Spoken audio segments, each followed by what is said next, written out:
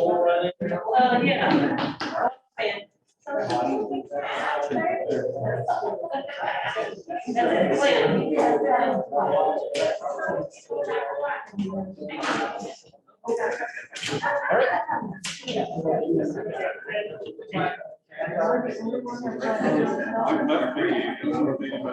Oh, really? Hello, everyone. I thought it was supposed to lay off and roll up. Happy New Year. Can you guys hear us online? Yes? Hi there. We're here, we're here. All right. Good. So, took a little bit for everyone to trickle in, but it's a good turnout online as well as in the room. Can't hear you, Jeff. That's what I want to know. How about now? Is this better? Yeah, somewhat. All right. I can hear you just fine. Okay. So I was just welcoming everyone. Have a happy new year. We have a great speaker today. And Adam will his slides to introduce everyone. I think we have a series of announcements about various things for 2023. You already know the new password because you made it into Zoom. So we updated that to 2023. The newsletter went out. It had things about if you're going to put plants into the display. We wanted to, I think Ron wanted to talk about that a bit. Do you want to take that over? Well, yes, I mean, Close to the within the hour. in the owl, okay. Please make sure you bring in all your plants for the displays. We're gonna have lots of prizes and trophies as we always do, including $500 awards. So start grooming your plants and getting them ready to bring them in. I know there'll be a San Francisco display. Mitch Schneider is working with me on ribbon judging. And so we're also needing people to sign up for ribbon judging. I'll be sending out an email to anybody who's done it in the past. But also if you want to sign up, please let me or Mitch know. And also we're going to be working on plant entry as well. We're going to try to digitize it this year. So stay tuned to see how that goes. But please start getting your plants ready to bring them in and sign up for ribbon judging. Thank you, Ron. And then also you're going to be hearing about, so if you have plants in bloom and you haven't done this before, it's good to, plan for plants that would be for display. If you have questions about what's involved, bring it up, let us know and I can tell you more detail if you haven't done it before. But basically there's going to be a setup day on the Wednesday. The day before preview night is when all the plants come in for the vendor selling as well as the display. So if you're going to bring in plants, you have to block off some time that day to bring stuff in and also help with the display setup, hopefully. And there's this plant entry process that Ron's talking about where you enter each plant into the system so they know whose it is and what it is and we can track it. And then everything comes down after the show's over on Sunday. So once you put it up Wednesday, it stays up through the weekend. We're going to try to end the show an hour early so that we can break down a little faster so people can get their plants out. But that's controlled. And then the other piece of it is member plant sales. So as a member, if you haven't done it before and you're successful in growing and you have plants that are healthy and dividing and you want to sell some, you can sell them at the member plant sale table. I can tell you more about that. Or if you have a plant that's taking up space and not bringing you enough joy, sometimes it's time to either you can bring it in and give it away or sell it at a meeting or at member plant sale. So that's any other pitches. Oh, and then for POE for volunteers, there's a sign up link on signup.com, which Dave Hermeyer set up for both. There's a separate slide on that, right? Yeah. So I'll hand it off to Adam. Great. Welcome, everybody. Thanks for coming in and joining online. So I'll run through the quick little thing. We're going to have Tim Culbertson talking tonight on modern hybrids in the Zygopetalum Alliance. Then we're gonna have our usual show and tell. We've got in-person and then virtual as well. There's an opportunity table. If you haven't bought a raffle ticket here in person. And Tim also has some plans for sale. People who've logged in have probably seen a Zoom poll.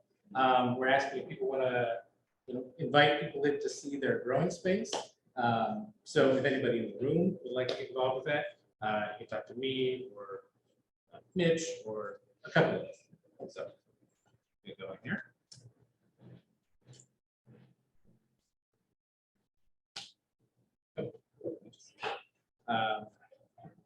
Here we go. We have 3 new members we're welcoming this month. Debbie James, Derek Carter House, Mark Rhodes. I think I saw at least Derek online, so welcome everyone. We're glad to have you with us. As always, we've got announcements for judging. There's judging here tonight in the next room. There's also going to be some extra judging this month on January the 20th at Peninsula Orchid Show Society. That's Friday the 20th again. And then the usual judging on the 3rd Saturday morning, which is going to be the 21st at 5 up in Sacramento. There is also judging at the Sacramento Orchid Society.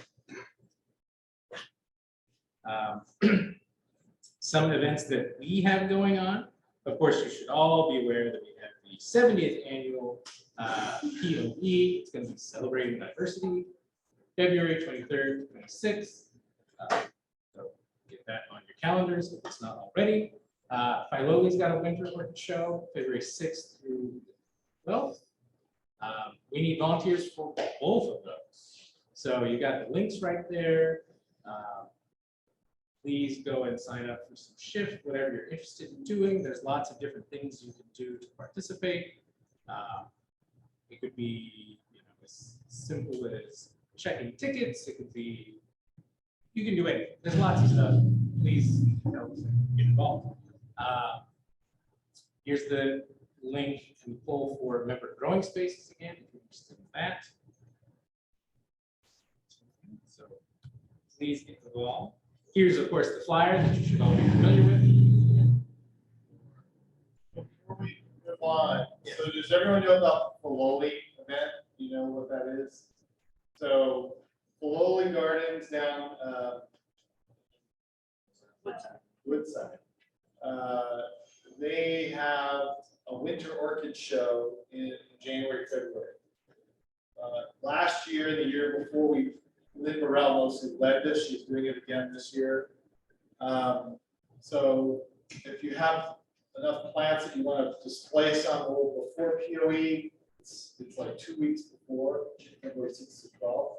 Not ideal, but we had agreed we would do this. So we put in a small display in their historic house in the kitchen, and we give the opportunity to co-promote POE in the society. So what the shifts are is going to sit there from like 11 to 2 for those days of that week.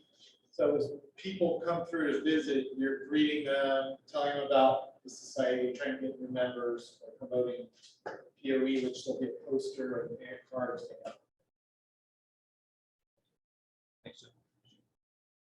In the chat, Tyler points out that there's also judging this month at Gold Country Orchids, January 15th.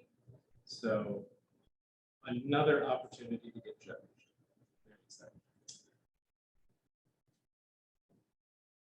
All right. Other events we've got going. Of course, next Monday is the next board and show committee meeting. If you're interested in either of those, we run a pretty tight ship these days. So come on and join us at 7 p.m. on Zoom, same link as this. Next month for our meeting, we're going to do something that I'm hoping will be fun, called the Skill Session Spectacular. We're going to get the detail about that, but we'll go over a couple of different topics. In 2 months, we'll be back to a regular guest speaker. Carol Klonowski will be here talking to Laminias. She'll be here in person. Then looking further afield, we're going to have board nominations soon because the election is on May 2nd. If you are interested in getting involved, please reach out to me. I am the board nomination committee. if you want to join me on the nomination committee, you can join me. But yeah, reach out to me. There's some people getting turned out this year, and so we're trying to make sure we have a robust leadership for the society, namely Jeff. Served us well for 5 years. Thank you, Jeff. All right. Other events going on. Tom Berlini is teaching a growing orchids class for the City College of San Francisco. It's going to run April 6th to May 4th. You can sign up online. Tom, I'm sure will be a great course. Orchid Design let us know they're going to be at the Chinese Historical and Cultural Project's Lunar New Year celebration. It's going to be down in San Jose's Historic Park. It's January 20th to the 22nd. And as I mentioned a little earlier, the Peninsula Orchid Show from the Peninsula Orchid Society is also that same weekend. So there's a lot going on there. That's going to be in Redwood City at the community activities. So make your plans. Okay. Making an entrance. Yes, he's making dramatic And entrance. it's making it.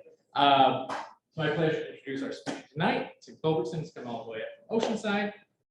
He's going to talk tonight about modern hybrids and Zygopetalum Alliance. This is bio. He is a teacher at a very fascinating school. He's telling us a little bit about it. And one of his passions has always been plants, and so he's been growing orchids for a long time. He's got nearly 3,000 plants in his collection, which is staggering to me. He's been a judge at the American Orchid Society for over 20 years, having served in various capacities for various orchid societies in California and on the East Coast. He loves meeting other people who like orchids too, and doing so often finds him traveling to shows, vendors, greenhouses, like he's here tonight. I know he's made a road trip and stopped a couple other places along the way. All sorts of things. So he's going to get into his presentation. Anything else we can? No, that's good. That's great. Thank you very much. Thank you. So excited to be here. So let's just do like a tech switch thing, right? So I have to apologize, guys, because I made the mistake of having a sinus infection in public. I'm sorry if I have to cough. I don't have COVID. I've tested so many times. Just have a sinus infection. But I'm up here to talk to you guys about Zygopetalums because there's been such wonderful advancements in this group over the last 5 or 6 years. That this thing that you traditionally knew and called a Zygopetalum, and it was very pretty, but they all look the same. Yeah, sure. It's just wildly, wildly different. Based on the work of a few particular hybridizers that have done a wonderful job of creating different looking Zygopetalums. All right, so I'm hoping that you all at home can see this now. Are we good? All right, cool. So let's first talk about Zygopetalum in general. So there are a lot of them. There's a lot of different genera. There are a lot of different species. And there's always new Zygopetalum kind of being discovered and being worked into traditional Zygopetalum breeding. So that provides us with a wide range of material to use, with an unbelievably wide distribution from Mexico all the way south into Argentina, from sea level all the way to the tops of the Andes. And so there's a Zygopetalum for every condition. They're sort of loosely related to Cymbidiums. They share some of the same morphological characteristics, but really even like within the Zygopetalum group, there's a huge, huge variety of different looks. The ones that we're going to talk about today are ones with pseudobulbs. But then there's like a whole other group that doesn't have pseudobulbs that hybridizes with the ones that have pseudobulbs. It's just wild potential here to look at. Because things in this group hybridize very, very easily with each other. This word nothogenera is a word that refers to genuses that have been created by people. So just within Zygopetalum, there's over 60 of these man-made hybrid groups, some of which we'll talk about tonight. These are all beautiful Zygopetalum relatives that are near and dear to my heart because I'm doing a lot of breeding in this group, but none of these have pseudobulbs, and so we're not going to talk about any of them tonight, and that's a whole different presentation that I'm happy to give some other time. let's talk about Zygopetalums themselves. This group of plants has pseudobulbs. It's a wonderful group for California, for Southern California, Northern California, because a lot of the members of this group can be grown outdoors here. They all have a really big mid-lobe of the lip, a very wide, very stunning, often very attractively colored lip mid-lobe. They all have lots of flowers for inflorescence. Many are wonderfully, wonderfully fragrant. Many of the hybrids are fragrant, and they have really interesting different smells. Like some smell like hyacinths, and some smell like black pepper, and all kinds of weird stuff. Some smell like root beer. They make excellent Cymbidium companion plants. So if you're doing well growing Cymbidiums outside in your location, there's a Zygopetalum for you. If you're growing Cymbidiums in an unheated greenhouse, there's a Zygopetalum for you. If you don't grow Cymbidiums because you grow things on your windowsill, there's a Zygopetalum for you too. The one characteristic that is sort of similar amongst all Zygopetalums is they do like to be a little bit drier in the wintertime. So wet and cold at the same time make Zygopetalum leaves have spots. That's like #1 indication, too cold and too wet at the same time. So let's talk about some important genera and species of Zygopetalum, of these pseudobulb having Zygopetalums, and then we'll talk a little bit about their hybrids, which are the things that I brought for your opportunity table tonight. These are species in this group. We'll talk some about true Zygopetalums, and then we'll branch off and talk about all the other weird things that are related to Zygopetalums that hybridize easily with Zygopetalums and make really interesting progeny. This is Papstia. This is Promenea. This is Agnesia. This is Neogardnera. This weird thing is Batemania. And this is what's called a Zygolum. I'm sorry, Zygocephalum. Zygocephalum. Why would there be Zygopetalums and Zygocephalums? That's confusing. Uh-oh.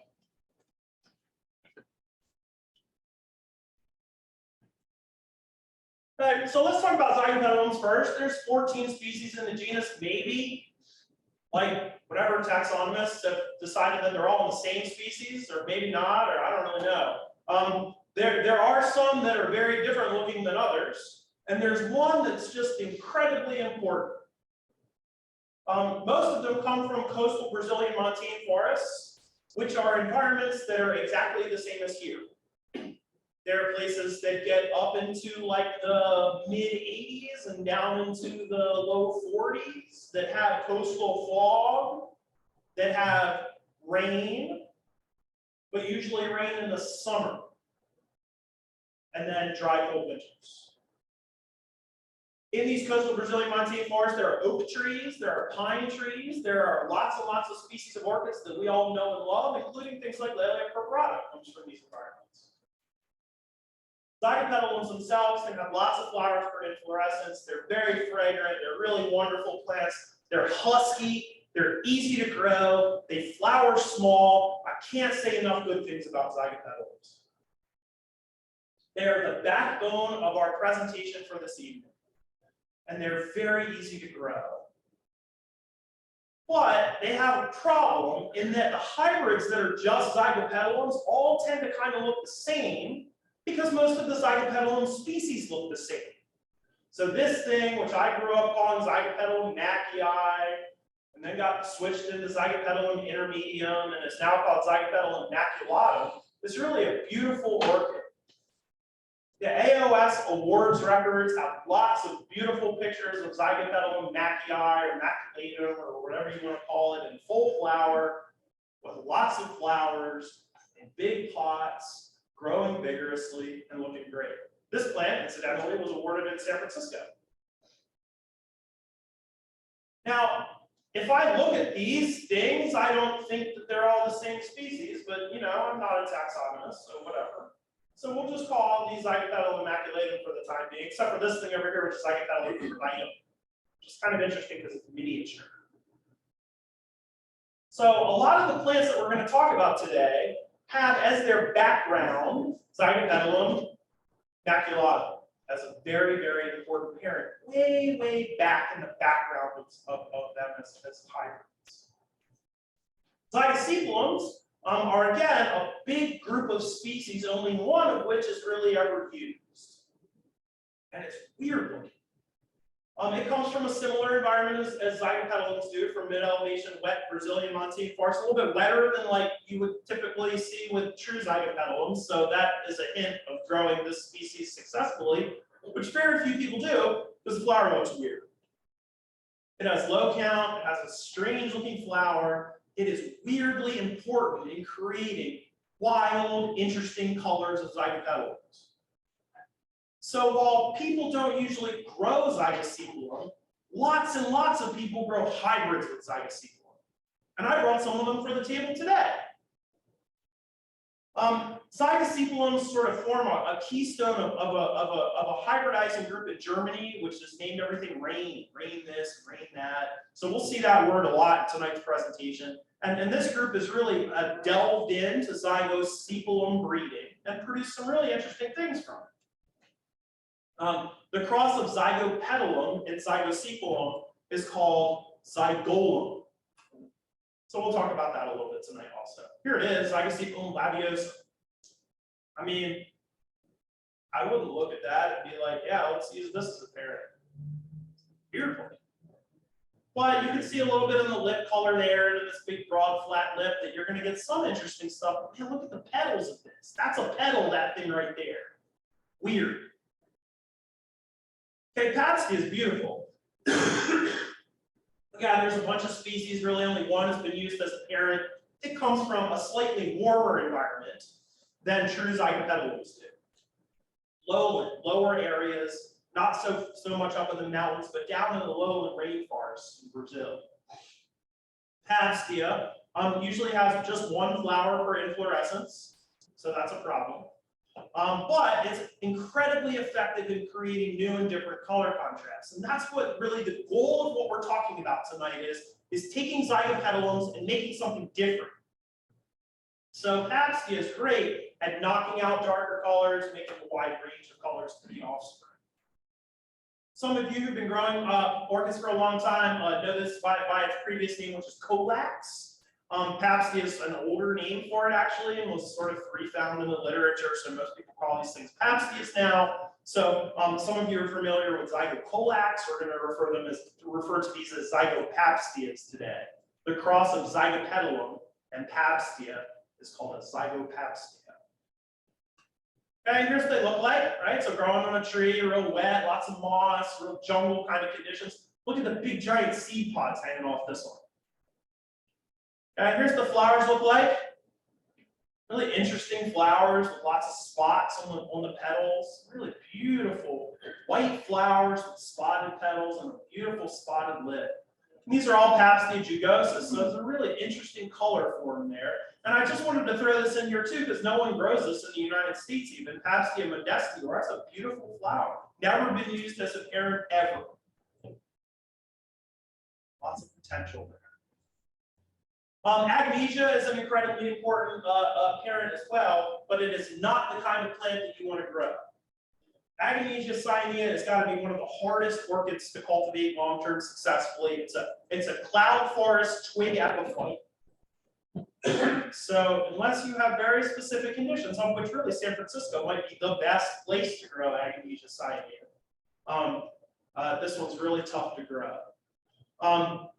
It comes from from the northern South American coast, and it gets like into northern Brazil, and then like up higher than northern Brazil, more northern than northern Brazil, and it comes from very high elevation forests up there. There's 4 species. Again, only one is really used in hybrids. It has good count, excellent longevity. So you make a cross with this, the thing lasts in bloom for a long, long time. Just nice. The plants stay small, also really nice. The plants are bright, beautiful blue flowers. Beautiful. Just the kind of thing you want in a parent, just the kind of thing you want in a hybrid, just the kind of thing you want to get the heck away from because it's so difficult to grow. So a lot of the end of tonight's presentation is going to talk about directions in breeding with this that make plants that are easier to grow. That's what we all want, right? Orchids that grow real well, flower real well, and have beautiful color. This gives the color. Agnesia used to be called Acacalis. Some of you guys know this, Acacalis cyanea. It's, I guess, now called Agnesia. And so the hybrid of the Zygopetalum is called Zygopetalum. So we'll talk a lot about Zygonias tonight also. Here it is, beautiful color.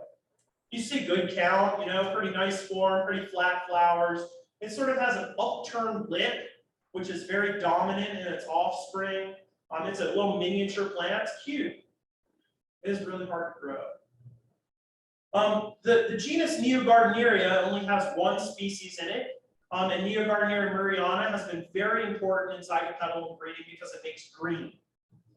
It comes from the same kind of environment as regular zygopetalums do, which is great, because hybrids between Zygopetalum and Neogardneria make plants that are quite easy to grow outdoors or out here. It's very, very dominant for green color, even after multiple generations. It's the parent that makes those flowers right there green. It's an incredibly important parent in producing zygotes that have both good shape and nice color and can be grown outdoors. Their hybrid with Zygopetalum is called Zygoneria, which is confusing because there's a Zygonesia and the Zygoneria, and they're really different. And here it is. A beautiful apple green color. That's what you see in the zygotes over there. Really nice, neat color. It's been a very important parent. Okay, so let's talk about a few other genera here. Batemania is another one of these things where there's a lot of species, but only one of them has ever been used. And really, it's been used very infrequently in zygopetalum breeding. It comes from low elevations, and so is warmer growing than typical zygos, but it has a lot of good characteristics. Primary among them is that it blooms multiple times per year. So good hybrids with Batemania in them can have inflorescences basically all the time. It's very important in developing darker colors, new colors in zygo hybrids. It's very important in miniaturizing zygos and making things that don't need any kind of cold treatment, that don't need any kind of seasonality, that just bloom whenever they feel like it. It's a perfect windowsill plant. And that's what we're using it for at Sunset Valley. Particularly in crosses with another genus, Galeodia, which we'll talk about in just a second. And so rather than talk about these and their hybrids with Zygopetalum specifically, this genus Max Thompsonara is a combination of Galeodia, which we'll talk about in a second, and Batemania and Pabstia, which are the other two important genera here. We talked about Pabstia jugosus a second ago. Here's Batemania. So, like, this isn't a 4-inch pot, right? So here's the pot wrapped in black behind it. That's a 4-inch pot. Look at all those beautiful flowers. They smell like root beer. Have great color. Blooms really easily. It's neat. Okay, this to me is sort of like the holy grail of Zygopetalums, Odostyles. I mean, what a beautiful, beautiful flowers these are. These are like white flowers that make like a big, tall inflorescence. No one ever has them. No one ever uses them. They were used once, like way back in Zygopetalum breeding, and no one has ever used it since. Why? It's so pretty. It does everything you could ask for. Miniaturizes, increases flower count, gets the flowers up out of the foliage. It's incredibly important in this genus Himmelwalzara, which is a complicated hybrid, a complicated no-tho genus made by people that include Odostylis, Zygopetalum, Zygosepalum, Neogardneria, and Batemania, all in the same thing. It's wild. Here it is. So cute. Why does no one have this? I don't know. I've literally never seen it for sale. But it's in there. So it's kind of important to sort of think about the role of this in making modern Zygopetalum hybrids. Galeodia is an incredibly important parent. And just two more of these for tonight. So Galeodia is another of these warm-growing Central American Zygopetalum relatives, very similar to Batemania that we just looked at. They're warm-growing than most Zygopetalum groups. They again have wild, weird, different color patterns and are miniature and are really, really interesting as parents because there's new Galeodias being discovered all the time, and there's a lot of interest in creating Galeodia hybrids because they've never been done before. So here's what Galeodias look like. What a wild looking flower. This is in a 4-inch pot, flowers 4 inches across. And look at the color of this. It's wild. So like I was just at Brookside today, And I found a Galeodia species there that's never been used in a hybrid before. So I got some. Let's go use them in hybrids. The last of these is Promenea, which is really a beautiful thing too. Not enough people grow this genus because it's actually quite easy to grow. It's a true miniature. It just wants good water quality for the species itself. They're beautiful, like yellow flowers with interesting red patches in them and stuff. They're quite easy to grow as windowsill plants. They're a little harder to grow outside, but the hybrids between Promenea and other things are quite easy to grow outdoors. And of the 22 species, only 4 have been used in native crosses to Zygopetalums. And the 4 that have been used have made spectacular hybrids. So some young entrepreneurial grower of Zygopetalums should get some other Promenea species and make some other crosses. I wonder who's doing that. This gets to a color palette that we haven't seen yet tonight, in yellows and oranges and spots and stuff.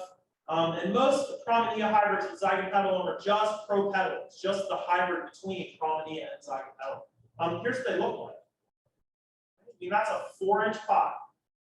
Huge. Nice round flowers, yellow with some red in it, yellow with some red in it. Very few of these have been used as parents. And even in the first generation, you make crosses with things like Promenea stapilioides, you get beautiful results, which I'll show you in just a second. So let's talk about the hybrids here. So not a lot of people are growing the species that I just discussed. Commercial nurseries aren't really. You don't see like big populations of really any of the species that we just talked about. What's really important here is where we're going. And what hybrids are being made that involve these species that are easier to grow, sort of more standard things for more typical conditions like outdoor or windowsill conditions here. So first we're going to talk a little bit about true Zygopetalums, right? So this is a true Zygopetalum. That says Archer L up there. Can't really read it. Sorry, the stuff's in the way. But this is a good example of a modern complex Zygopetalum hybrid. A Blackie Eye Zygopetalum, BG White were things that were made in the 70s. And so Archer L was first made in like the 1980s, and then they've been sieved, and then people have remade it, and like, look how good these flowers are. They're beautiful. Full, flat. Here, I'm going to make you all ALS judges. Are you ready? Imagine a circle in your mind. Put the circle on the flower. If the flower fills up the circle, then it's good. There, you're all judges. See how complicated that was? So if I put a circle on that, it fills up the circle pretty well. It's nice and flat. It has nice colors. It's great.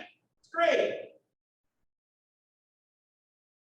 And some of these are beautifully colored dark things. And some of these things have all kinds of cool spots in them and like different colors and stuff. But I guess the problem with them is that they look kind of similar to each other. And that's true. I mean, most of these are interaggressive crosses, basically just Zygopetalum maculae or Zygopetalum maculatum over and over and over again in all of its different names. And so we've reached kind of a pinnacle here where not a lot of change can happen within Zygopetalum itself. I hope that looking at these has made you think, well, maybe I should try growing Zygopetalums again, because they are really pretty. They do look the same. But how do we get away from them? Well, the first is to look within Zygopetalum itself, right? To get out of this trend of purple with dark petals and to get to something different. That's pretty different. So this is the line we're working on at Sunset Valley, is trying to use Lauren Bachman's plants of Memorialati Lehman to make caloric Zygopetalums. I think that is a pretty cool looking flower and very different than a normal looking Zygopetalum. So that's like sort of step one. Step two is to talk about using some of these other species. So here we're going to take a true Zygopetalum, right? And we're going to cross it with Neogardneria. And in your mind, you think, what does this look like? What does this look like over there? It looks like that. Okay, beautiful. And these are all Zygopetalums that are Zygonerias, right? Called Adelaide Meadows. Adelaide Meadows has been a very important sort of foundational Zygoneria because the crosses produced really beautiful offspring.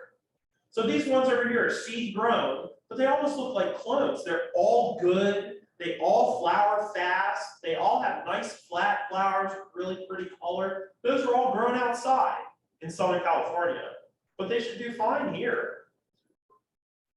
I threw this in there just for fun, right? This is one of the problems with hybridizing with Zygopetalums, is that a lot of older Zygopetalums, you think you're making a cross, where in fact, the pollen isn't ever actually taken up by the Zygopetalum, and so you've just kind of selfed a Zygopetalum. So that's a problem with making hybrids in Zygopetalums, because sometimes you don't really get what you think you're going to get. But all these other ones, these beautiful, interesting colors. Look at this one, the red lips. Isn't that cool? Are all Zygoneria Adelaide. It's beautiful. I'm gonna try and move this out of the way so you can see this a little better here.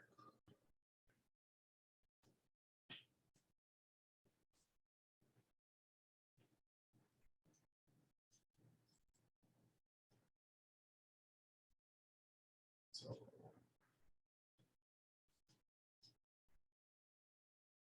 I want you guys to be able to see the names. So I'm going to try and pull this bar down to the bottom here.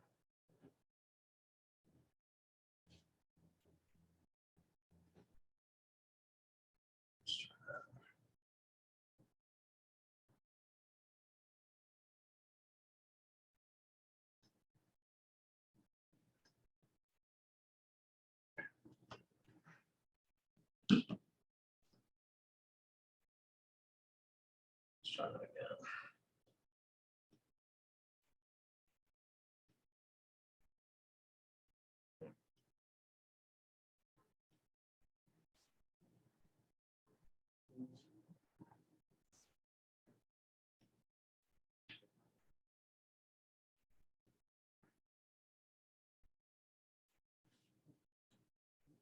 It's not gonna cooperate.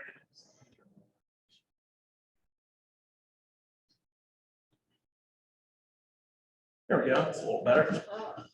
Sorry, guys.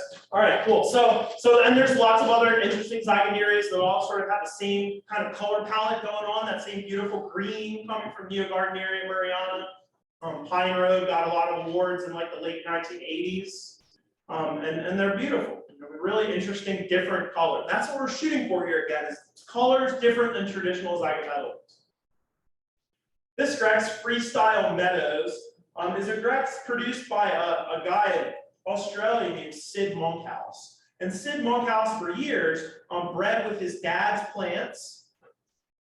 And then his son bred with his plants, Stephen Monkhouse. And Stephen Monkhouse just continued to sib cross Freestyle Meadows over and over again until they got to look like this. I mean, kind of put your AOS judging hat on, draw a circle around the flower. Now that fills the circle pretty well.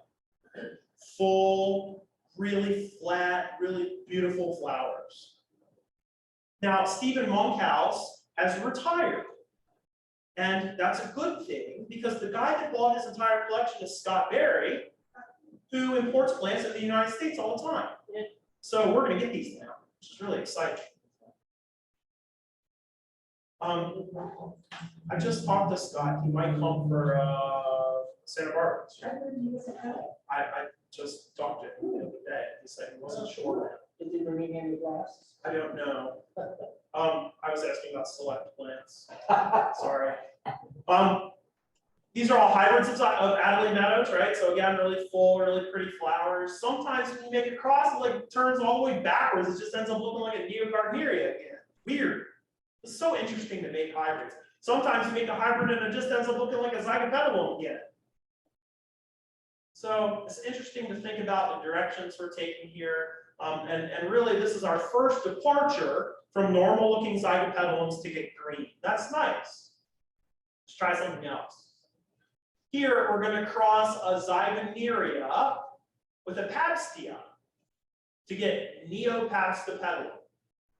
I've never seen a Neopabstipetalum available for sale in the United States. But this guy, Stephen Monkhouse, had good ones. And so now we're going to get them here because Scott's going to bring them in. That's really exciting. Now, are you thinking in your mind what this is going to look like? Is that what you came up with?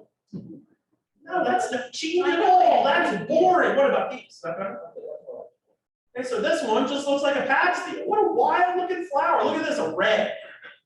That's so cool. So this is a Grex called Neopatstopetalum Beverly Lou, right? What's wild about these is that they all came from the same seed pod. As a hybridizer, that's what I want. I want a variety of colors, all with flowers that look pretty cool, all from the same seed pod. That really gets me going. I like that a lot. Having that wide variety is so interesting. So hopefully we get some of these in the US and we can use them and mess with them. That's exciting. Okay, we do have some propetalums. Actually, a guy down in San Diego area made some of the first beautiful propetalum hybrids. A guy named Helmut Rohr. And his work is really stood the test of time and actually is still being like used by Hilo Orchid Farm in their breeding house. It's kind of exciting. So propetalum, again, is the cross between Zygopetalum and a Promenea. This is Promenea xanthina. What a beautiful plant. Huh? Why is no one growing it? Here they are. Oh, nice. Look at this one. This is Zygopetalum Archer L, our first Zygopetalum that we looked at, crossed with Promenea stapilioides. That's it. Simple. First generation propetalum, and it looks like that. Black with a red lip. That's wild. I don't know. These spotted ones are pretty cool too. I like those. I think they're just beautiful. But like, so I'm up here talking about like the propetalum's a thing. It's been made a lot of times. I'm sure 27 total registered propetalum hybrids total. No one has made these. There are so few of them. It's wild. Why? They're beautiful. So I highly, highly encourage you, if you see propetalums for sale, get them. Because if you don't get one that's black with a red lip, you'll end up with one that looks like a leopard. That's such a cool color combination, isn't it? Just great. Okay, Zygolum, the cross of a Zygopetalum and weird Zygopetalum labiosum.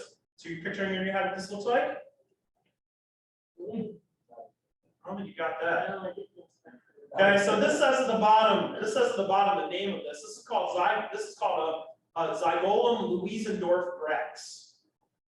Right, and again, there's so few Zygolums. There's like 15 registered Zygolums, and that's it. But one of them was peloric, so this is a peloric one. I think it's really neat to look at, right? So you see the keels here in the middle of the lip, and you can see the keels here in the tops of the petals too. This is called rain clown. So you can buy this like on the market, and it's marketed as Zygolum or Zygopetalum rain clown. It's not. It's Zygolum Louisendorf Grex. The clonal name is rain clown.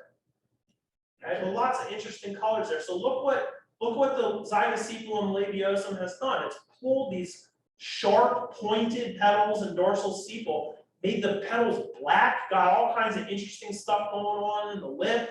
Really a neat thing. Zygolum Louisendorf Grex comes up later in the presentation too, so kind of solidify that in your mind. We'll talk about it in a minute. Okay, let's talk about these things that Fred is doing. Galabstia and Max Thompsonara. Galabstia is Galeodia and Pabstia. Max Thompsonara is all three. Okay, so here's Galeodia nigrensis again. Here's Batemania polii.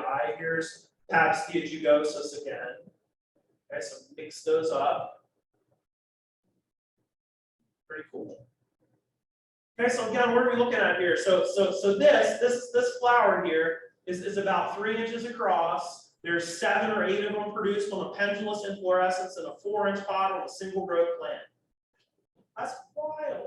It blooms every 3 or 4 months in the greenhouse. Okay, so what can we do from here? They smell like root beer, right? So this Grex is called Lucy's sassafras, like sassafras tea from sap. Beautiful, wonderful things. They smell great. They're beautiful and really easy to grow. Fun, interesting colors, totally new kinds of directions. I'm talking up here like there's lots of them. There's a single Galabstia, one. There is a single Max Thompsonara, one. Look at how much room we have to grow. This is Zygoneria. Okay, so again, Zygopetalum cross with the green Neogardneria cross with Batemania polii to make Zygogardnania. Weird. Dynamite Peru, look how beautiful that flower is, all lacquered and shiny, and pretty. Totally different colors on the Zygopetalum, really different form. The plant habit is different. It's just really an interesting flower. Yeah, then you can like make hybrids with this too, right? So Fred crossed this, crossed Galapsia green tiger, right, with a Zygopetalum, named it after Lauren Batchman. Beautiful flowers, really interesting, different looking flowers. Again, that's what we're looking for something different. Why is this an important crest? Well, Galapsia green tiger, the only Galapsia, by the way, was produced by H&R Nurseries in like 1995. And Fred bought a couple of them. They've grown into 8-inch pots. We grow them with halves. They haven't been out of flower in 5 years. In 5 years. One flower. Never really make a big flush of flowers, but if you want something that's always in bloom, this is the next direction that we're going in. That's so exciting. The plants are miniature, you can grow them inside, even though they have Zygopetalum in them, they need no cooling period at all. They're totally fine, sitting on your windowsill, blooming 4 times a year. That's a really exciting plant. Okay, we'll end this portion of the talk with Hemel Balzara, right? So Hemel Balzara is a wild, wild thing. It includes Zygopetalum, Zygosequilum, Batemania, Otostylus, and Abstia. That's what you get. Everything from blue, like where did that even come from, to something that just looks like a Zygopetalum. Again, 26 total hybrids ever been registered at Hemel Balzara. So much more room. Look, this one is black. Look at this one, it has spots. That's so cool. So cool to think that we're going to get these here in the United States and be able to use these and mess around with these. It's really exciting. What an interesting group of what a cool picture. Look at this one. So cool. All right, no. Let's talk about blue. So the end of tonight's presentation is talking about Agonesia cyanea, right? So Agonesia cyanea is this thing, this little twig epiphyte cloud forest plant. It's really hard for everybody to grow. And so like everybody wants the color, and everybody wants the culture of the other parent. Right? So how do we do that? How do we make that happen? So all these previous groups that we've talked about, all the previous groups of Zygopetalum, Zygosequilum, everything else we've talked about so far have all been crossed with Agonesia to try to make blue flowers. Some are more successful than others. Okay? Because Agonesia cyanea is so hard to grow, the further we can get from Agonesia cyanea, the better off you are in being able to grow these plants. So we're now like 3 or 4 generations removed to things like Zygopetalum and Linda Marie, and you have plants that are much, much easier to grow.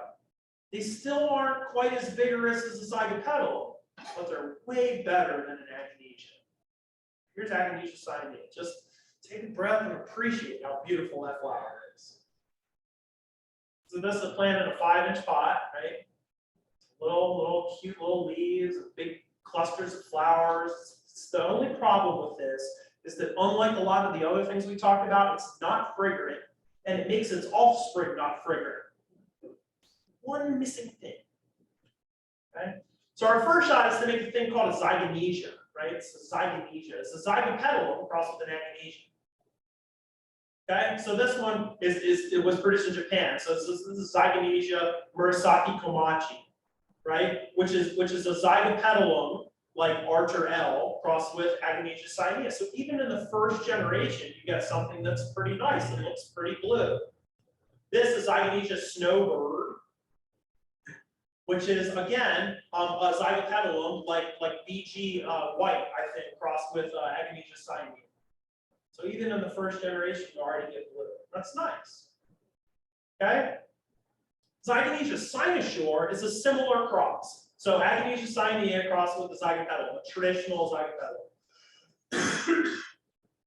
This one's neat. The only white Zygopetalum in the whole presentation. Look, you can even see on the leaves have like a hint of variegation to them. White flesh, they're over there in the opportunity table for tonight. So I have to get one of these. I like this one a lot. This is a Mericlone mutation of what normal cynosure should look like, which is like this. This one's a little closed up still. Look how beautiful that is. Beautiful. This Zygopetalum Alliance bluebird is sitting right there back on the table.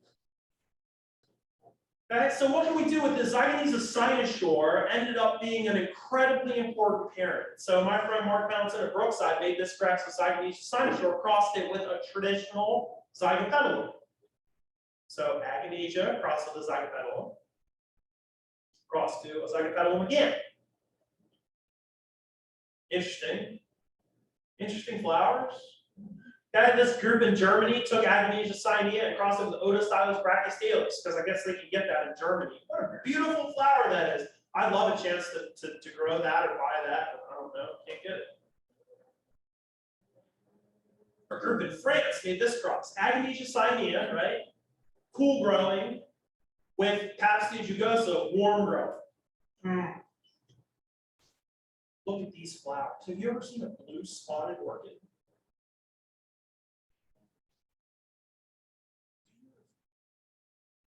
Look at that. Beautiful. Okay, so the problem with this, right? You cross a cool growing orchid and a warm growing orchid. Well, what does the orchid want? To die is the answer. Yeah. So Eva's Blue Amazon is really hard to grow. I have one plant, it's growing well. Fingers crossed, it continues to grow well. I'm very excited about it. This one here is Eva's Blue Amazon Calipana, which was the one that they got in Hawaii to grow well, and cloned it, and all clones died. And then they kept some and bred with it. Now, it's interesting to think about. Why would you breed with a plant like this? Well, it has some really good characteristics.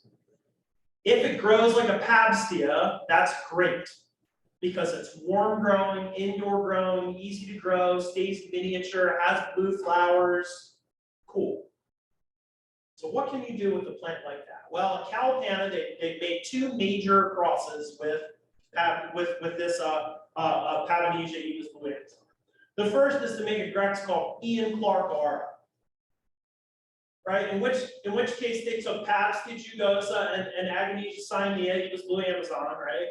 And crossed it with Zygopetalum by Zygocephalum, that Zygolum Louisendorf grass.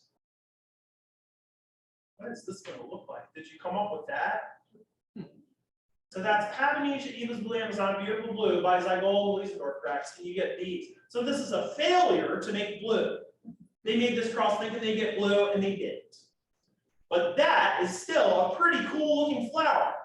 Like nothing else we've seen in tonight's presentation. This one's even better looking. I'm so sorry there's this bar down at the bottom that's hiding all this. It's so cool looking. A flat, green, spotted, awesome looking miniature, giant flowers on a little tiny plant there and bud there on the opportunity table. Ian Clark R, Cheyenne Marie, this is Green Gecko, this is the one that's there. One of them turned out pink. The only pink Zygopetalum in the whole presentation tonight, from the failure to produce blue. Good on Calipana for continuing to try. Now in Japan, a lot of people grew Patanesia Eva's Blue Amazon for a while they could. And so they made a cross of Patanesia Eva's Blue Amazon by Zygonesia Murasaki Komachi. Turned out like this. Beautiful. Unregistered to this day. Don't know what happened to them all. But I guess Calipana saw this, and so they decided they would make a cross between Patanesia Eva's Blue Amazon with Aganesia cyanea and Papstia jugosa, and a normal Zygopetalum. And that makes this grass Zygopetalum. What a beautiful flower. So that's Patanesia Eva's Blue Amazon by Zygopetalum Alliance. Flat, full, beautiful blue, pretty easy to grow. Got it. So where do you go from here, right? So I was talking with, so right before, so Calipana just got sold, right? The whole business got sold to a different guy, and the other guy has like different ideas about what he wants to breed or whatever. So I was talking to Mindy Clark, who's the person who made this, right? Ian Clark Ara is her son, Ian Clark. And so I was like, what are you gonna do with these now? And she said, well, I'm gonna cross them with everything I can get my hands on, including, what a beautiful flower that is. Look at that. Including things that aren't in the group we're talking about tonight. So this is a Zygopetalum with no pseudobulb. It's called a pescatoria. This is my kind of thing. Pescatoria coronaria. So she crossed Zygopetalum Alliance with Pescatoria coronaria, and I said, you've got to have a picture of one of these things to send me, right? She said, I've only flowered one. Here it is. Wow. That's so exciting. Think about all the new things you can make with these. Think about all the new directions you can go. As a hybrid, that just makes me really excited. I hope you're excited too. So let's think about, like, where do you get zygotes from, right? So if you buy zygotes from Hawaii, so some of these plants that are on the table tonight are from Hawaii. Their climate and the water in Hawaii are perfect. Perfect for growing zygopetalums. Perfect for growing weird combinations of zygopetalums. Perfect for growing things that you should probably grow on your windowsill. Miniature, stays small, you know, easy to grow, water it a lot, blooms its head off. It's really a great plant. Okay, the lines in Hawaii seem to be focused on blooms, seem to be focused on using Agnesia cyanea or using things that are close to Agnesia cyanea and crossing them to make things that are like Agnesia cyanea except easier to grow. That's great. We need that. Okay. Because they have Agnesia cyanea in them, though, you kind of have to think about like are they going to continue to be easier and easier to grow? And that's what the Hawaiians are shooting for, so that's important. But sometimes it misses, and so just, you know, give yourself the grace of killing a few of them before you figure out how to grow them right. Which island? Which island in Hawaii? So most of the nurseries that are growing these are on the Big Island. So Calipan is on the Big Island, and Hilo Orchid Farm, which is doing some breeding of zygopetalums, is on the Big Island also. And they're kind of the main ones that are still doing Agnesia cyanea breeding. Okay, in Australia, where Scott Berry is, right, growing all these plants from Stephen Monkhouse, the climate and the water are similar to Southern California down where I live. So the lines are sort of focused on trying to make new and interesting colors of zygopetalum that can still be grown outdoors. And that's great. That's another thing that's critical. That's something that really works well. So these kinds of zygonerias with green flowers are very easy to grow outside, are great plants that produce a lot of flowers and grow fast. I mean, look at this one with its two spikes here. This plant is like 3 years old. And that's what you get. That's beautiful. It's a neat plant. These little ones I brought from Fred, right? So Fred took these out of their plug trays and planted them in these 4-inch pots 18 months ago. That's incredibly fast. Really beautiful, beautiful flowers and really nice tracks there. In Australia, the biggest problem is getting things out of Australia. So that says they're the most advanced lines, but difficult to import. So hopefully that's going to change a little bit with Scott Berry's ability to get things into the United States in bottles and a little bit more free flow that way. It's quite difficult to get things from Stephen Monkhouse. So I'm pretty excited for where that's going to go. In the US, there's unfortunately not too many breeders. In Southern California, there are some people that are still making big outdoor types that are heavy in zygopetalum, and so therefore look kind of like a zygopetalum. So if you're thinking to yourself, why would I get back into zygopetalums again? There's still some people doing that. So Casa de los Orchidias is still doing some zygopetalum breeding. Lauren's kids that took over for him after he passed are still doing some zygopetalum breeding. They still have some plants, and they're great plants. Fred is trying to make these miniature-ish plants that grow indoors and that flower way more often than once a year. They're almost continuously in flower, that stay small, that want to be grown on your windowsill or in warmer conditions than outside. Okay, these are plants that are heavy in Galeodia and Batemania. These are not outdoor growing plants. These are indoor growing plants. That's the target. But really interesting fragrances, really beautiful colors, really lacquered, interesting flowers. Okay, so how do we grow zygos? So that's sort of an overgeneralization, right? So you have to think a little bit about what's in it. If it has zygopetalum or zygocephalum or otostylus or gardneria, those are all things that grow outdoors very, very well. So green flower zygonerias like those, true zygopetalums, zygolum like Louisendorf Rex grows very easily outside here. If you have things like Agnesia or Pavstia, those are probably not going to be as easy to grow outside. Agnesia because it wants it cooler than outside gets, and Pavstia because it wants it warmer than outside gets. And then Provenina, Galeotti, and Bagnani are all warm grown, really want to be grown inside. So you kind of have to think a little bit about what your zygopetalum has in it. The nice part about zygopetalums, though, is that they tend to grow however the easiest thing in the mix grows. So if it has zygopetalum in it somewhere, you can grow it like a zygopetalum. It's nice. When we grow zygos, we really want to like get a mix size that's proportional to the pot size. So we're using kiwi bark down at SVO. Kiwi bark is a Pinus radiata bark, red pine bark that's imported from Australia. That's very, very hard. It's almost like growing in rocks. And so the grain size of kiwi bark is sort of finer than you would think that you would want to use. So if you look at these green flower zygonerias, they're in a really fine mix. And you look at it and you're like, there's no way that plant could grow and mix that fine. And that makes sense. When I repotted all my paps into that mix, I went to a particle size that was much finer than I was comfortable with. But the plants grew great at that. The bark pieces themselves hold very little water. So the water is held in between the bark particles. And so most of what's in there is just air. That's what the plant wants to grow with.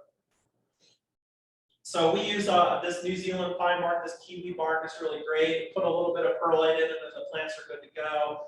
Some of these things grow really well in sphagnum.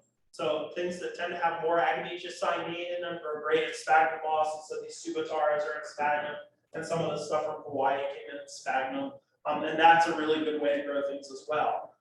They want medium light, a little bit less than like a cymbidium wants. And that's very typical for all zygopetalums. That's really, they don't want a whole lot of light. They don't need a lot of light to grow well. They want to be watered when they're actively growing. So if you look at a plant like one of these zygonerias here, you can see here that this is a big new active growth. It doesn't have a bulb yet. So a plant like this, actively producing roots, actively has a nice big new growth. This is the kind of plant that you want to water a lot. Okay? Once the growth matures and the flowers happen, then you can kind of taper off the watering a little bit. You don't need to water them quite as much. So that's sort of a helpful key.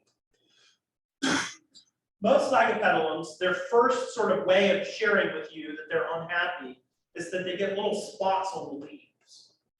And those spots can be because of poor water quality, can be because they're being grown too cold and too wet at the same time. The other thing about Agnesia hybrids is that oftentimes Agnesias will only make will very reluctantly hold leaves of old growths. So like as soon as the new growth happens, the old leaves fall off, which is unattractive. But you know, the new growths are beautiful and so are the flowers. So you kind of have to live with it. That's okay. We're working to fix that. On this last slide I'll put up here, I hope you guys will pull your phones out and take pictures of this. Places to get zygos. So Quintal Farms is doing some zygo breeding, and James at Kilo Orchid Farms is doing some really interesting zygo breeding. Again, we were just at me and Mark were just at visiting Mark Pendleton at Brookside. He has some wonderful zygopetalums from Kilo Orchid Farm. So if you don't want to like to me, one of the best reasons to be in a society is to make a big group order. Like call up Kilo Orchid Farm and be like, send me a box of 30 zygopetalums, and everybody gets one in the society. That's so cool. I hope you guys do that. But if you don't want to get like a whole lot of them at once, you can certainly go and get them from Brookside. It's got all those things there. Callahan is doing a lot of this really interesting breeding, like the Subataras here. In Australia, Stephen Monkhouse Orchid still has a Facebook site. So much fun to go look through the pictures of his zygopetalums on there because they're just so good. They're beautiful. And in the US, Sunset Valley's really got the best zygos here. And then underneath of that, being blocked is Casa de las Orchidias, which is down in Southern California, also still has some zygos on their website. So please take a picture. Yeah.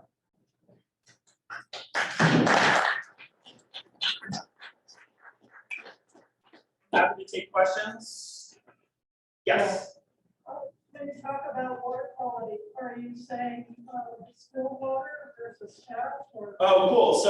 So with Agnatus cyanea specifically, or things derived from that, they really thrive in water with low total dissolved solids. So that doesn't necessarily have to be distilled water. You know, if you're using Hetchy water, like a lot of places up here are, then that's really top quality water. You know, when I give this presentation in Southern California, everybody sort of rolls their eyes and says, "Oh, what do I do about my 400 parts per million water?" You know, the short answer is RO, and the long answer is really complicated rainwater harvesting. So in my greenhouse at my house, I have 15 4-foot cube, 255 gallon metal wrapped tanks that all the gutters in my house and my greenhouse drain into. So I can save about 4,000 gallons of water every time it rains. That's way overly complicated. At Fred's, he has a giant RO system. And so the water, you know, comes out of the hose at 0 parts per million total dissolved solids. It's fantastic. Water quality is the single. No, they fill about every storm. They'll totally fill up. So I have about, you know, 1,000 square foot of greenhouse roof and 1,000 square foot of house roof that all drains into that. And an inch goes a really long way. Really long way. I don't tell the government that because they'll be mad at me for stealing rainwater. Anyway. Yes. I was looking up this a few days ago, and we'll talk more about this as we are. But the Parastenias, it was used in Germany, a little green thing with patterns with base cyanine, and it made an interesting cross. What do you know about that? Paradisanthus? Yeah. Yeah, Paradisanthus, sorry, I gave cough drops. Paradisanthus micranthum is a really interesting plant. It is a true miniature, like the flowers are like that big. Yeah. But it breathes great. So I have a second generation Paradisanthus micranthus hybrid. I have it's a Zygopetalum Dimitri Contos back cross the Paradisanthus micranthus. So the plant, you know, it's in like a 4-inch pot, it looks like grass in a 4-inch pot. And in a 4-inch pot, it'll make like 7 or 8 inflorescences every 3 months. Full of these cute little green with a little blue in them flowers. Really cool, interesting plant. Not a lot of work has been done with Paradisanthus micranthus. We've crossed them on everything we can get our hands on. So we have it crossed to like 2 or 3 different Galeodia species. We have it crossed to, I tried to put it on Subatar and Lindenberry, but the pots fell off. I tried to put it on Cynosure, and those pots took and are in the lab, so that's really exciting. If you were under the impression that tonight was the sum total of all the Zygopetalinae that we can talk about for hybridization, no, there's way, way more. So I didn't talk too much about Paradisanthus micranthus because it's my secret. Not a lot of hybrids that we've made with it yet, but hopefully when I update the presentation, I can share with you all the wonderful things I've done with Paradisanthus micranthus hybrids. We'll see. Fingers crossed. Yes. How long does it take you to do from seed to flower? It's one of the best parts about zygos. So the zygomeres are 18 months out. From, I'm sorry, you said from seed to flower. So about a year, 6 months in a pod, right? A year in a bottle, a year in a plug tray, and then 18 months to flower. So 4 years or so. And so, you know, Fred has a very interesting theory about this. And you know, as a path guy, I'm always like, let it go. You know, maybe the good ones will bloom later. We just have to grow all the seedlings. No, we can't throw them out. No, stop. Don't throw the plants. He goes, the best of the fastest. The best of the fastest. So you better believe that as he gets more and more and more of these beautiful things like this, that he's going to be looking for the plants that are the fastest to bloom. So we're going to try and push that time down as much as possible. So as it is now about 4 years from seed to flower, and we're going to try and get that down further. Another interesting thing about zygos is that often the first flowering of them, so like these zygonereas, that's the first flowering of them, the second flowering will be twice as many flowers and the spikes will be twice as tall. So like a lot of other orchids, you really have to wait until the plants are mature before you can really see the potential there, which is neat to see too. So, I will tell you that like my big plants of Zygopetalum Melinda Marie, man, they have like 4 or 5 spikes in a 4-inch pot. Each spike has like 7 flowers on it. All the flowers look like this, have big, beautiful flowers, purple color. It's just to die for. It's so cool to see. So we've been trying to do a lot with this. So like the cynosure that was used, this cynosure bluebird, this one right here, is good. It has a nice color, but it's not the best cynosure. Like we have 3 or 4 other clones of cynosure that are better than this, and I'm trying to make Zygopetalum with a different clone of cynosure. What if you make this with the white cynosure? Oh, I'm so excited. Sorry. You go on and on. Anyway. Yeah. That answered that question. Other questions? Okay, cool. So let me just real quick tell you guys like what I brought. So I have paths, right? Because that's like my thing. So I hope that you're a path grower and you'll come over and we can talk. I have pictures of what all these will look like and stuff. I brought some Lele Anceps divisions because I'm speaking tomorrow in Sacramento on Lele Anceps, and I thought I'd bring them some Anceps. I brought some Zygopetalum plants that are doing exactly what I said about the old growths coming off. So a plant like this, right? So here's the new growth right there, looking great, ready to be watered. Here's the old growth, and the leaves are ready to come right off. So that's very typical of Aganita hybridization, and I'm not worried about that in the least because they're vigorous and they're growing really well, and I'm pretty excited about that. These ones with these new growths like this, all the blooms will come up right out of the new growth. So those should be flowering in just a couple months. You can see active roots and active growths. This to me is the star of tonight's presentation, and you should go home with one of these if you can. I am the membership chairman of the Slipper Orchid Alliance. So I brought magazines for you. They're free. Please help yourself. I hope as you take one, you'll take a Slipper Orchid Alliance brochure. And if you like paths and rags and cypripediums, you'll consider joining. This is tonight's plant table. I have 4 plants of Zygopetalum cynosure bluebirds, a wonderful, incredibly important blue flowering Zygopetalum. They're all either in bud or in flower. I have a bunch of these Zygonereas. These are all Adelaide Meadows selfings from Sunset Valley Orchids. I have a few of these Aganita cynosure dove piece that is a Mariclone mutation of this that has variegated leaves and white flowers. And then I have a bunch of these plants here that are all in bud of Ian Clark Cheyenne Marie green gecko, that beautiful big green with black spots in it that I showed you at the end of the presentation. You can see these are also doing the same thing. So here's the new growth, here's the old growth, the leaves going south. That's just how Aganita hybrids are. But you'll really be blown away by the flowers. And then lastly, I did put a couple of these Zygopetalum Melinda Maries over here too. So if you want to roll your dice and take a chance, they're there instead of for actual sale. Okay, please buy raffle tickets, support your society. Happy to answer other questions. Thank you guys very much.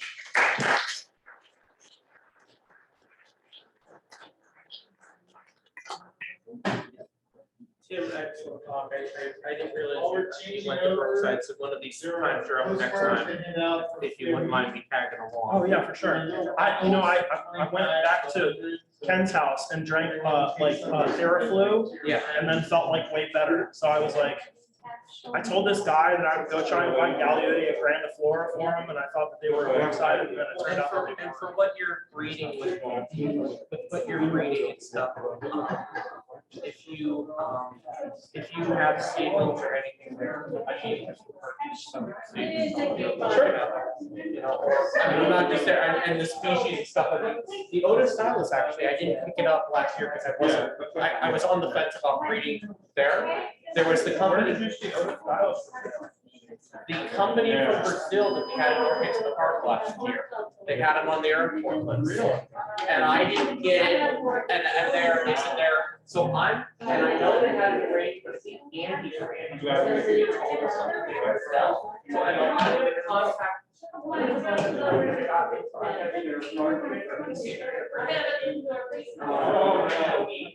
If they bring it, I know they're doing the signage now, so if I see any, I'll contact you. They want to put it a little bit, I'll just, they have that group in it, that's the, if I get them all, mix them all.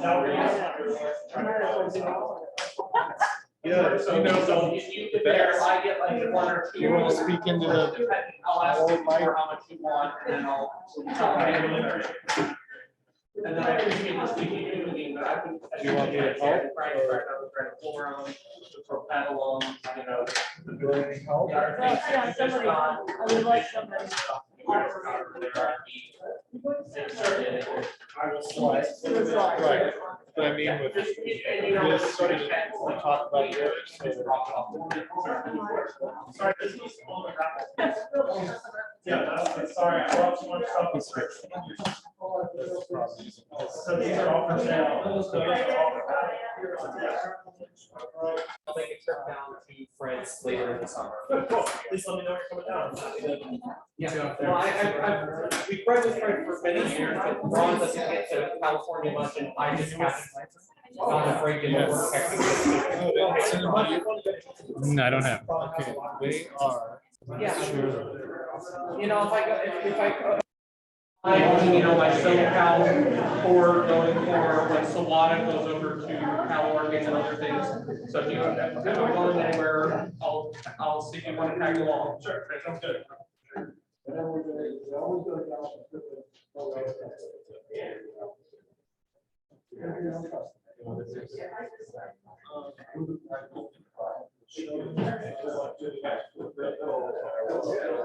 This is John.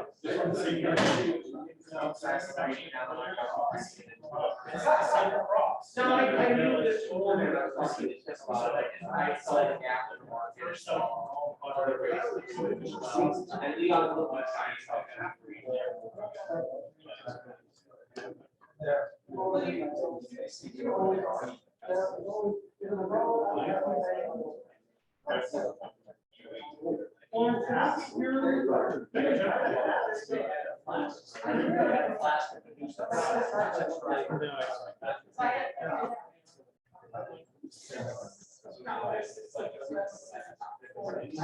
and we got the ones over with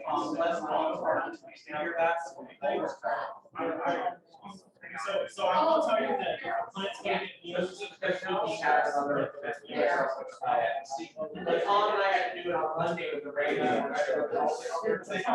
Can't go out here, you know. AI doing and then there was a barricade on Monday, so we all ran on the barricade there. Top of the start. Yeah, you go to the sheriff. And there it is. Okay, come on. So there's Tom, yeah, right, here. Yeah. And then we got to the greenhouse, we figured out the levy. This. No, there's, half the highway went out, there.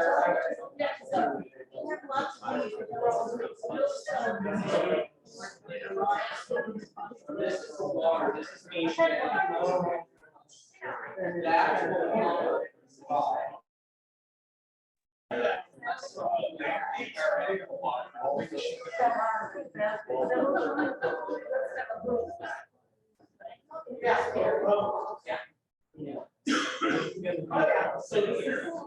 and then I read audio thoughts and the goal for reparation, right? I see what you're trying to get for the DR. Are you trying to get me because of the young guy?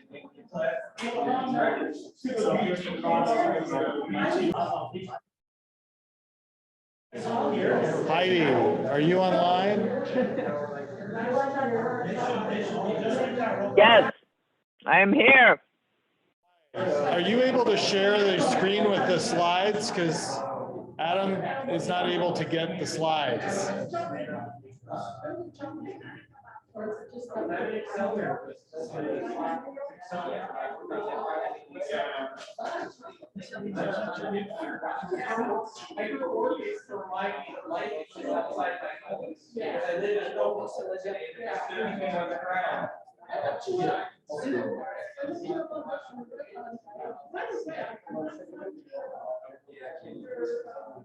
You're on mute.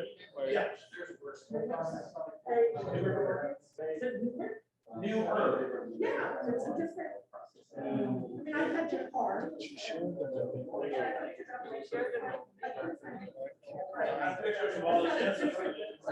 There. Am I unmuted? Yes, you're unmuted. Okay, I'm working on it. Inbox membership. Yeah, Adam needs access to Slides. Slides.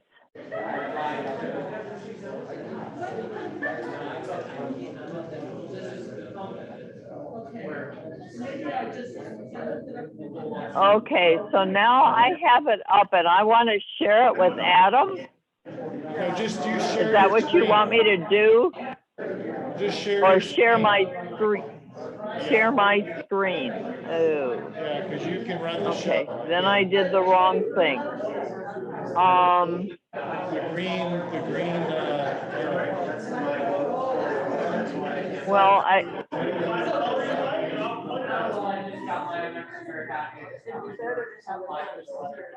oh, share screen. Or send it to Adam. There. And then.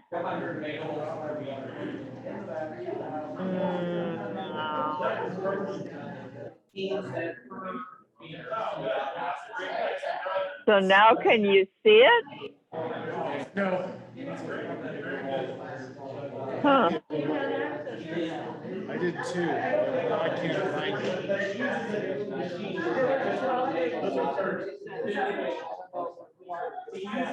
What am I? Oh, here.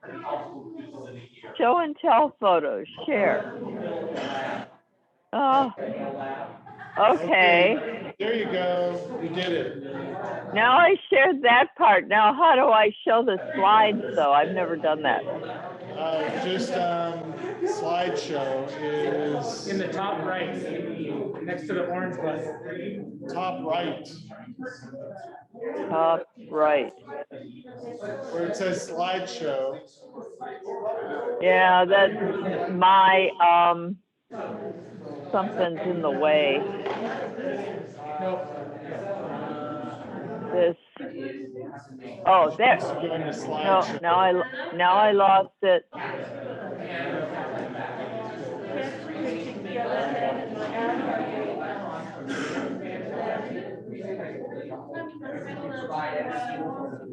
Come on. Come on.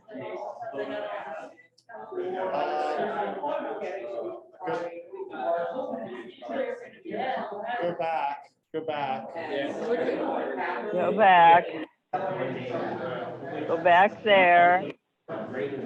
No, that was wrong. Okay, open it up again. Yeah.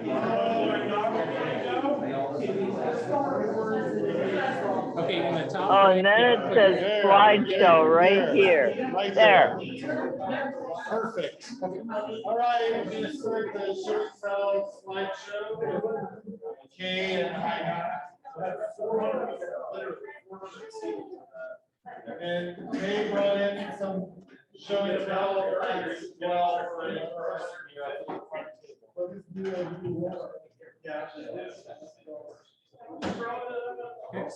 all right, folks, we're turning down a little so we can hear Kay and No, I just got it. okay. So next slide, Heidi, next slide. Page down. No, the next slide, the number 2. Yeah, I'm not sure how to do that.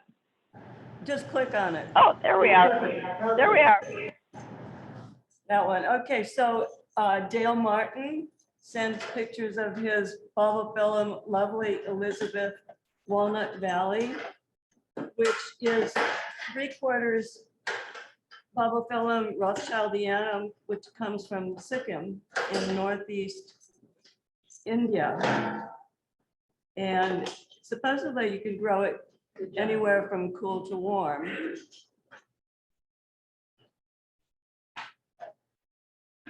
But I think probably growing it intermediate works best, and it would like a fair amount of humidity. You have the next one? Dale also sends his Grammatophyllum Maestro Raphael crossed with Scriptum. It's citrinum.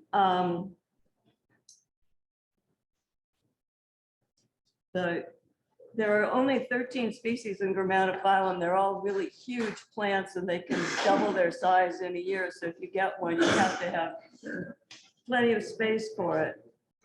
The flowers, however, can last for 3 months, which is a nice long time for that one.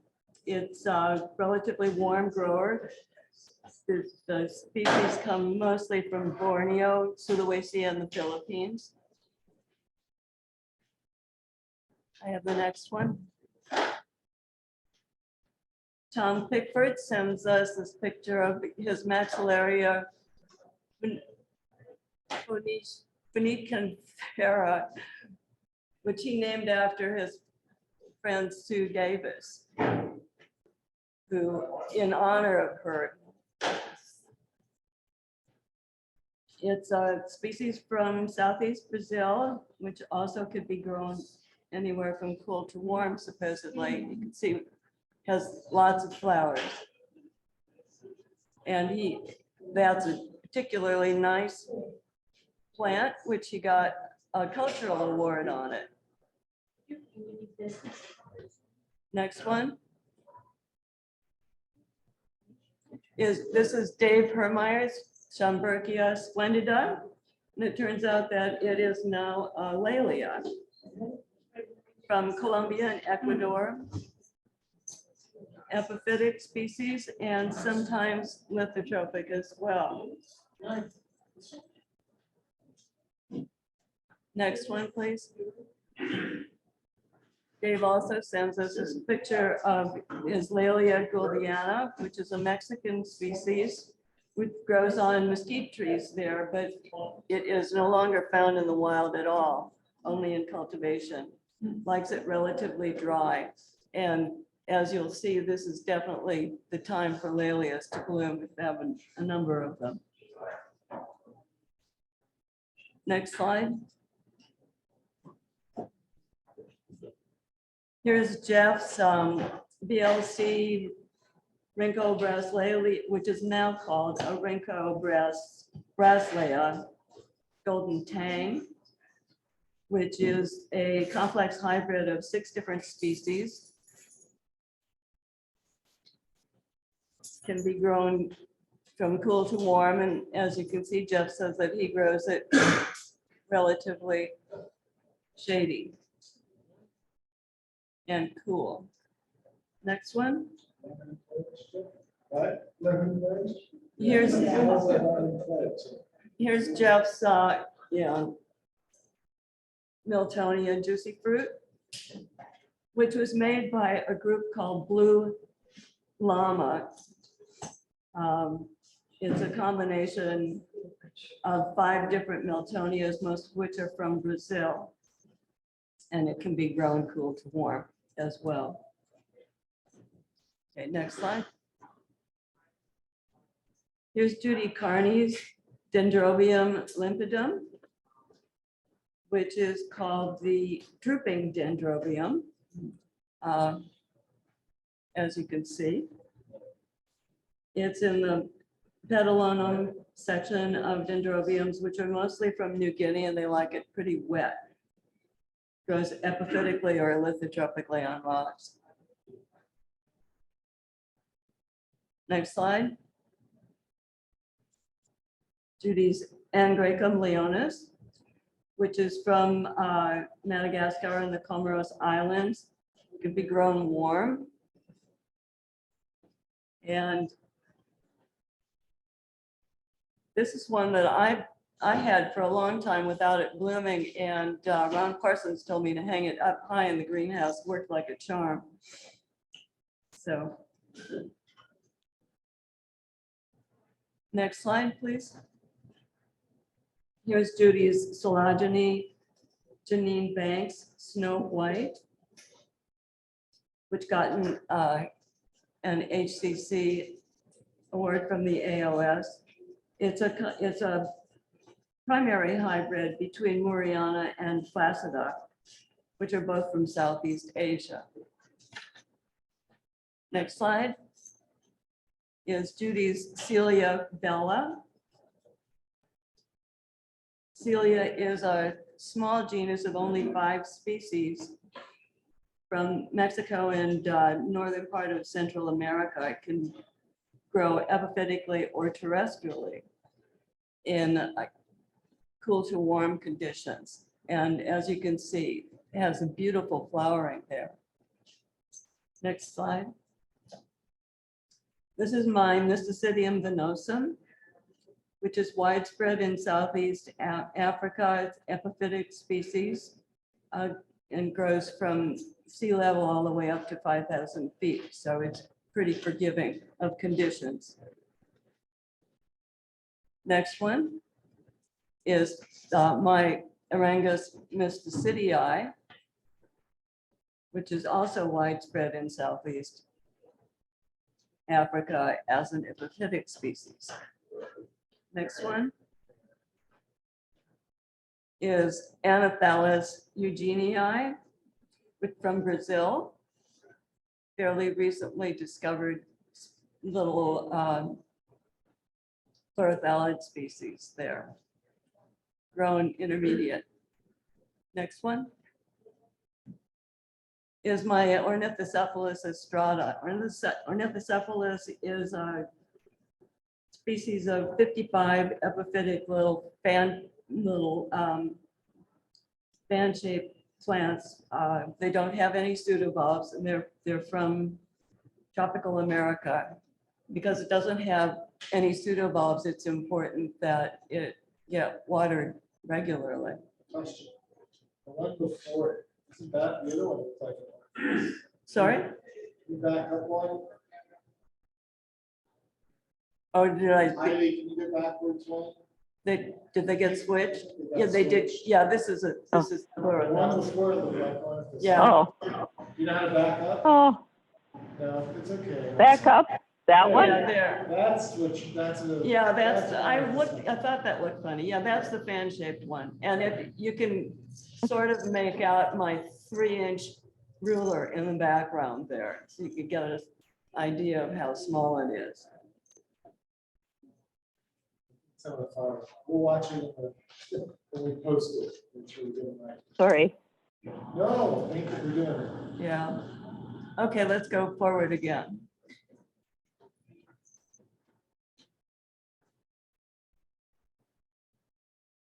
Am I Yeah. on the right place? I think Yes. so. Tyler's. Yeah, this is Tyler Albrecht's Rosioglossum Rhododendron Loomis Basin. Rhododendron is a primary hybrid of William Sienna and by Grande. The Rosioglossums are a Mexican and Central American species that can grow from cool to warm. Next one. Now we have a couple of Tyler's Lalias. This is Lalia Anceps Guerrero Dark. And the Anceps are Mexican, from Mexico and northern Central America. They're mostly epiphytic in oak trees. And this is definitely the time for them to bloom. As you can see, I have one here for show and tell in the room that is the more typical coloration. of the anceps, but they're very popular in cultivation, and each color has its own special name. Okay, do you want to show the next one, the lineata? Here's Tyler's lineata. All very beautiful flowers. Can grow cool here in the Bay Area. And this is Tyler's Lepanthes calydiction, which calydiction means beautiful net, and it's aptly named, certainly, for the leaves. It's from wet forests in Ecuador and Colombia. Can grow from cool to warm. These leaves are like a dime, size of a dime. No, a little more like up to a quarter, maybe. Do they like a lot of sunshine or not? Not so much, and they definitely like it wet. Okay, next one is Tyler's Papiopetalum purpurata, which is from Hong Kong and Southeast China. Grows terrestrially or lithotropically in leaf litter and moss on limestone cliffs mostly. And that, I think, is grown intermediate for the most part. Okay, and then this is Tyler's little frog in his greenhouse. Tyler also sent us beautiful pictures of his dogs, but somehow they didn't get on the screen. But his for the pet parade. So we're having an amphibian parade now. And then the next one is a similar frog that Jan Anderson had in her greenhouse. Okay, so we thank everybody. And that's it? Sure. Yeah.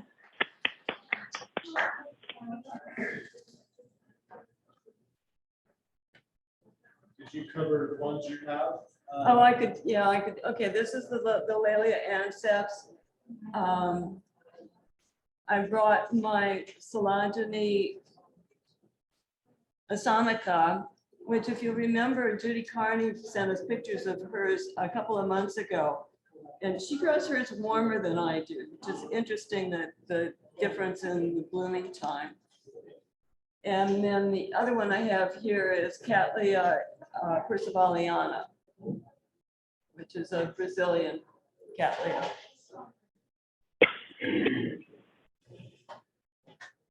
So that's, okay. Do you want to tell us what that is?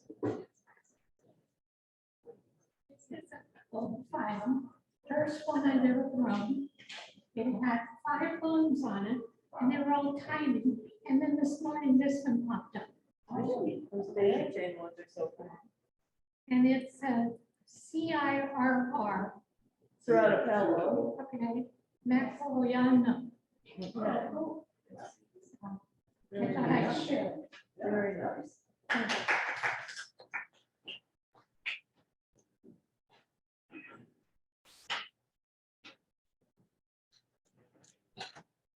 So I think we're done with the show and tell, and we're gonna do the raffle in the room, and then we'll wrap it up. So thanks everyone. Thanks to everyone that filled out the polls.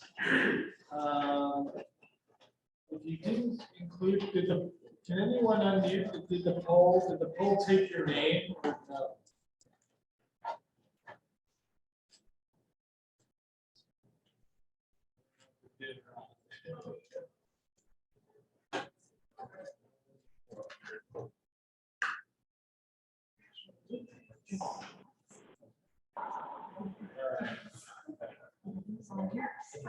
So the folks interested in there's 11, no, not really. So only one person wanted, one definite and 3 maybes that want to do the growing space share. So if you guys could follow up with me, send me an email or something, so I can find people. We'll try to work.